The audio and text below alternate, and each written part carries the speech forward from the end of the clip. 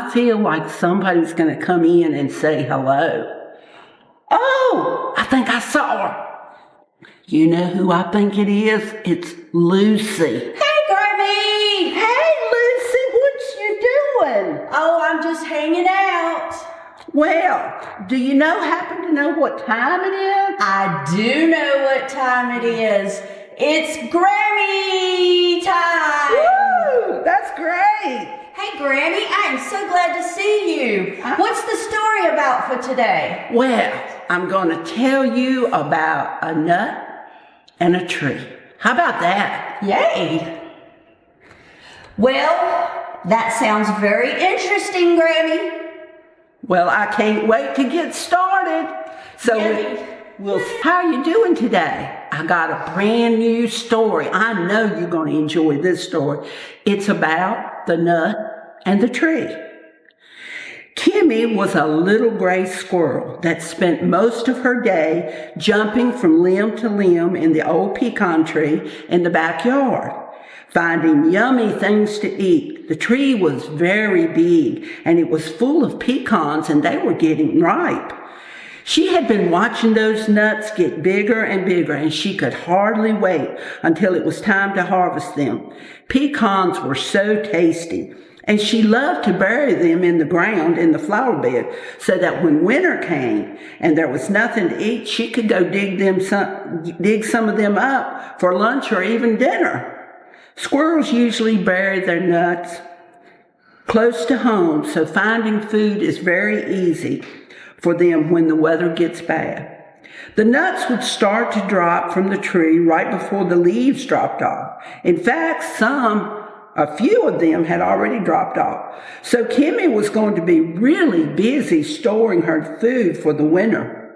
The weather would start to get cold and food would become scarce. That's the way it happened every year. She already had stored some sunflower seeds and some other types of seeds and nuts, but the pecans, they were going to be the best and the most plentiful. And they were right here at home, very close. Kimmie had heard the people in the house talking about the pecans falling and how they were going to gather them to make all sorts of food for the family, especially pecan pie.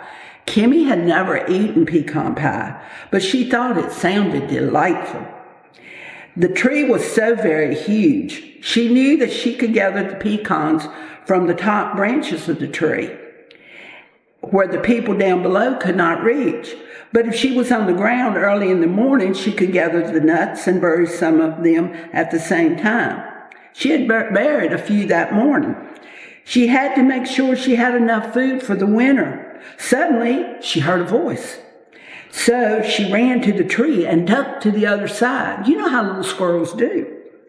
She peeked around and she saw the children that lived in the house as they entered the backyard. 2 little boys and a little girl. Sam, Eli, and baby Lydia strolled across the green grass to the swing set and began to swing. They were talking about their favorite foods. Kimmie liked to listen to them talk, so she stayed very still.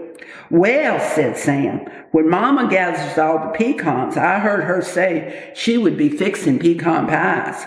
They are my favorite, and I can't wait to eat a big old slice.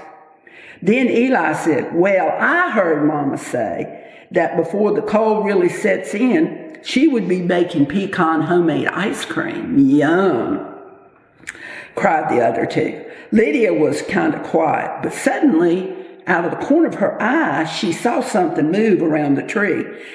And so she walked over carefully and poked her head around the tree, and she was almost nose to nose with Kimmie and her big brown eyes. Before Lydia could say a word, Kimmie had scampered up the tree and disappeared in the leaves. Lydia began to cry to the others, did you see him? Did you see him? Eli and Sam both yelled at the same time, see who? Who are you talking about, Lydia? And Lydia said, the gray thing with the bushy tail. It ran up the tree. Eli and Sam began to giggle. It was probably just a squirrel, they said. They live in the trees. But I saw him nose to nose, and her eyes were so big. But Sam and Eli began to laugh at her again because they didn't really believe she got that close. Squirrels were too fast. Laughing amongst themselves, they headed for the back door. Lydia followed, still declaring, "We were nose to nose," but they just laughed a little bit harder. Kimmie's heart was beating so fast. All she could do was collapse for a minute and take a few deep breaths. She had never been that close to a person before, and it was scary. But as she lay there, she suddenly realized that Lydia didn't do anything to harm her. So maybe she wasn't someone she should be scared of. She would watch the people and be more aware in the future.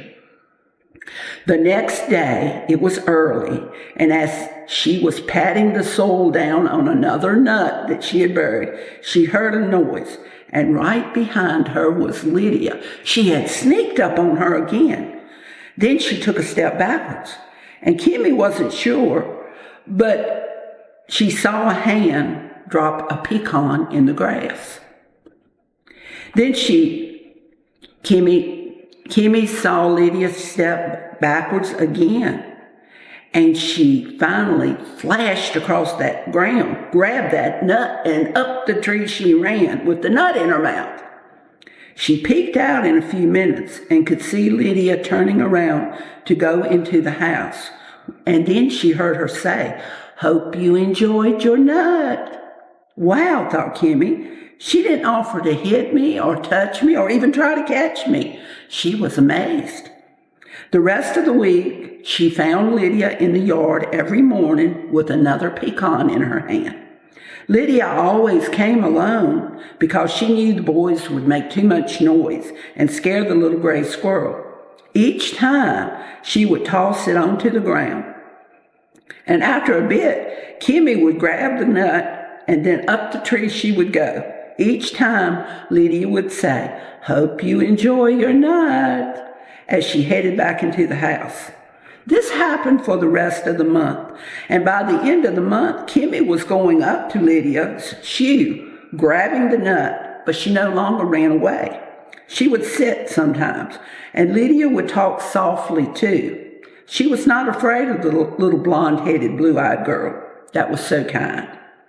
That Saturday, however, she heard a lot of commotion in the yard. Many people were out there. They were picking up nuts, and they even had ladders to get up into the tree in the lower branches. Kimmie peeked out, but she did not see Lydia anywhere. Kimmie decided the safest place for her would be to stay in her little nest, and that is what she did. She heard loud voices, motors running, people laughing, but after most of the day was gone, she finally peeked out, and the yard was empty. She walked outside and looked down. Wow! All the leaves had been bagged, and she saw no more nuts on the ground. They took everything, she thought. Then she looked up overhead and saw plenty of nuts on the high branches above her. So she thought to herself, with all the nuts I have stored this summer and fall, and then all the nuts she had stashed in her nest over in the side of the tree, she knew she was going to be fine. During the next couple of months, she would still meet Lydia in the yard, and Lydia always brought her a nut. Then the snow began, and she would go hunting for her stored nuts in the garden. But she never went without a meal. She always found something to eat.